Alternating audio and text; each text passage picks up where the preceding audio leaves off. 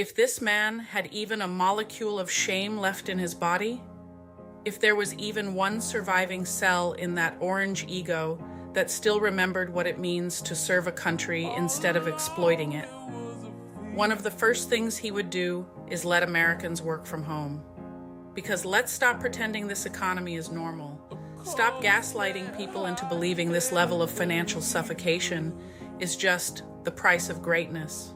People are spending half their damn paycheck just trying to exist long enough to get back to work the next morning. Gas, insurance, rent, groceries, childcare, tolls, parking. Everything feels like a fucking subscription fee to stay alive in a country that keeps bragging about being the richest on earth while its citizens are stress-eating ramen in traffic for 2 hours a day. And what's the solution from these disconnected parasites in suits? Return to office.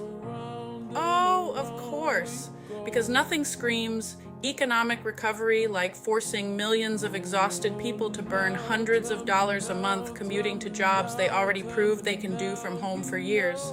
Nothing screams family values like parents barely seeing their children because they're sitting on I-75, inhaling exhaust fumes for the privilege of attending a Zoom meeting from a cubicle instead of their house. These people don't care about productivity, they care about control. That's the part Americans still don't fully understand. If they cared about productivity, remote work would have become one of the greatest quality of life revolutions in modern history. Less traffic, less fuel dependency, less stress, more time with family, more local economic flexibility, more opportunities for disabled workers, more opportunities for parents, lower commuting costs, lower burnout, better mental health. But instead, they dragged everybody back because empty commercial real estate terrifies billionaires more than exhausted citizens terrify politicians. That's the truth nobody wants to say out loud. They don't give a shit if your transmission dies. They don't care if your gas tank is bleeding you dry. They don't care if you're one flat tire away from financial collapse. They don't care if you haven't had peace in 3 years. They care about protecting investments, office towers, corporate leases, downtown donor money, the illusion that the system is still functioning normally.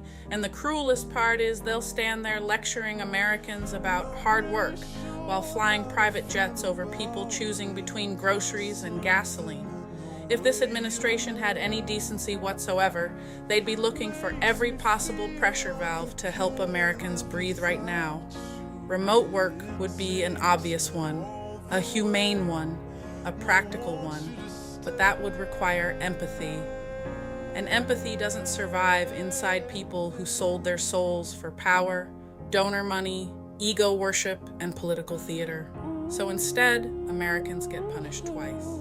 First, by the economy, these clowns help torch, and then by being forced to waste what little money they have left, proving physical loyalty to managers who could literally monitor the same work online.